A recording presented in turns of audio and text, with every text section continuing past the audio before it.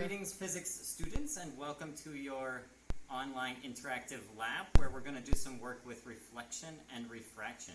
So we're going to be using some data sheets in order to collect our data, in order to trace our light rays.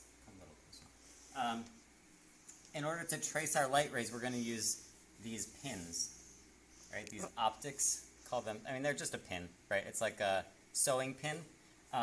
But the nice thing about these is we can stick them in to the board, and then they mark a position on the board, and that will let us basically create a light ray. And we'll also be able to see these pins through the plastic block or in the mirror, right? So this will let us create some data that we can use in order to basically show reflection and refraction in process. So the first thing we want to do is set up a mirror.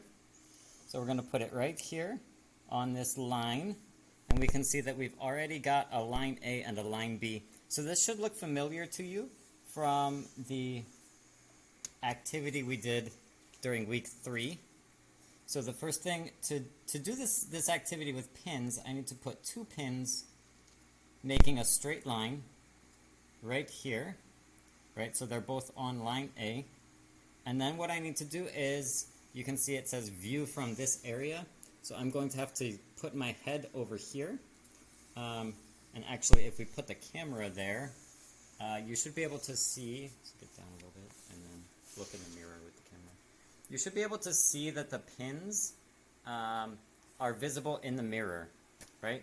So I'm going to be lining up these 2 pins with 2 more pins so that the images of the pins plus the new pins will make a straight line. And you'll see how that works in a minute.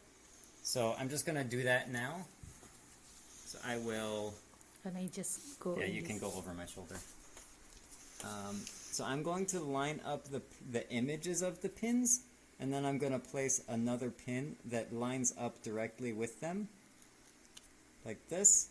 And then I need 1 more pin to make a straight line with all 3 of the other pins, just like this. So now, come around and see if you can see that. So now if you look at all 4 of the pins, they make a straight line with each other. So come around over here, see if you can. Yeah, so those 4 pins are all in a straight line. The 2 pins and then the images of the pins make a straight line with each other. So now I'm going to take this all apart and do a little bit of work with it. So now I've done some work with the data, so you can come see that I took out the pins. I have drawn a line to connect the pins with the point where the light ray, our light ray that was formed by these 4 pins, bounced off of here. So the light ray was coming in this way. That's the incident ray. And then it was coming out this way. So that's the reflected ray. And then we need to measure the angles here. So this is the angle of reflection. This is the angle of incidence. So we will get our protractor. All right, and we're going to see what is that angle of incidence. If I get it lined up just right here. Okay, so right there, just like that.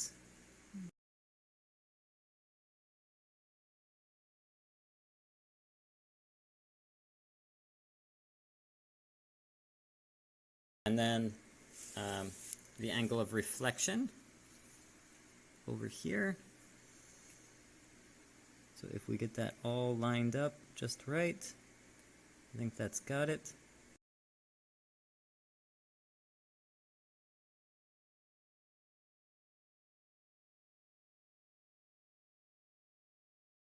So now we will go on to the next part, which is refraction. We just did reflection, so this is refraction.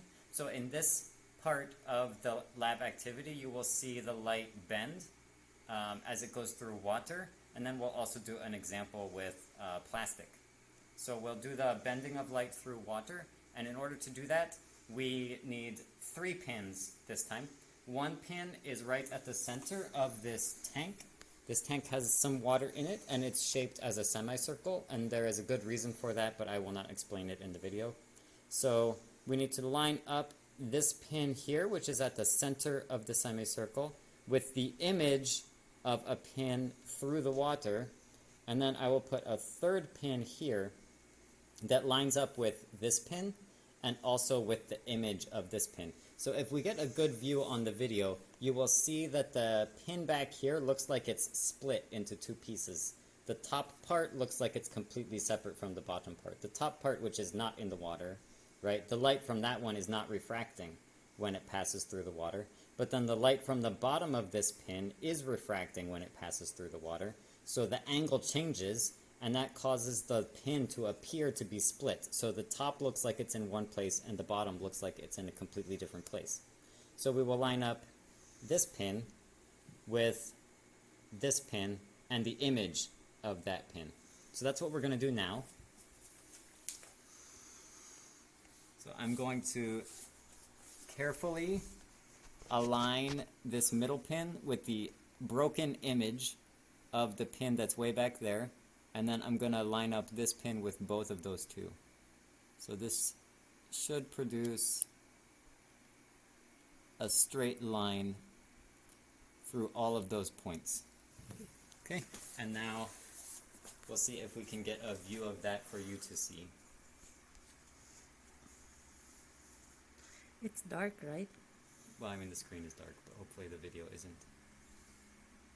So hopefully you can see there how those 3 all line up with each other. Okay, and now I'm gonna take this all apart and draw the lines. So now I have finished drawing the lines that represent the light rays. So we have here the ray of light coming in the air. All right, this is the one that represents the light in air, and we call that, for math purposes, we call this one the incident ray. We always call angle I the angle that's in the air, and then angle R is the angle that's inside of whatever the more dense medium is, in this case water. So we have here the angle I. I have it nice and ready to measure here. So if we get you can see an angle there, and we'll post a picture of that.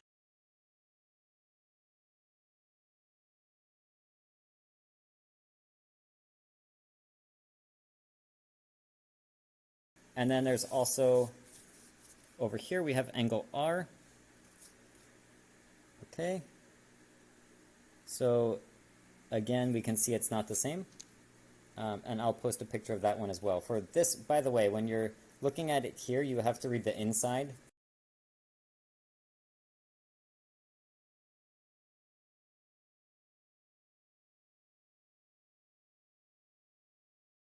Alright, so now we have our last part for this lab. We're going to do the same thing we did with the water, except this time we are using a rectangular plastic block. So it's a different material, but it is still transparent. So light passes through this kind of plastic block with no problem. So we're going to do the same process, but this time instead of a half circle, we are using, a semicircle, we're using just rectangular block of plastic. So again, we have 2 pins already, and we're going to align this pin with the image of that pin that's inside the plastic. So right now I am going to place the 3rd pin. I'm lining up the 2 that are already there with each other, and I'm placing the 3rd pin so it is in a straight line with those other 2. So there we go. And if you get down, we're going to get the camera down where hopefully you can see that also. So you can see the image of the pin inside the plastic. You can see the pin that is right here. So the image is there next to it, right? That's the image. And then we have this pin that I placed. So we're just going to scoot the camera over a little bit and try to show that those 3 are all in a straight line. Just like that. So we can see them all separate, and then we can see them all in a straight line. There you go. Okay, So now again, I will just go ahead and do the drawing of the lines, and this time I will just post the images of those lines that are drawn, and that should help you to finish the lab.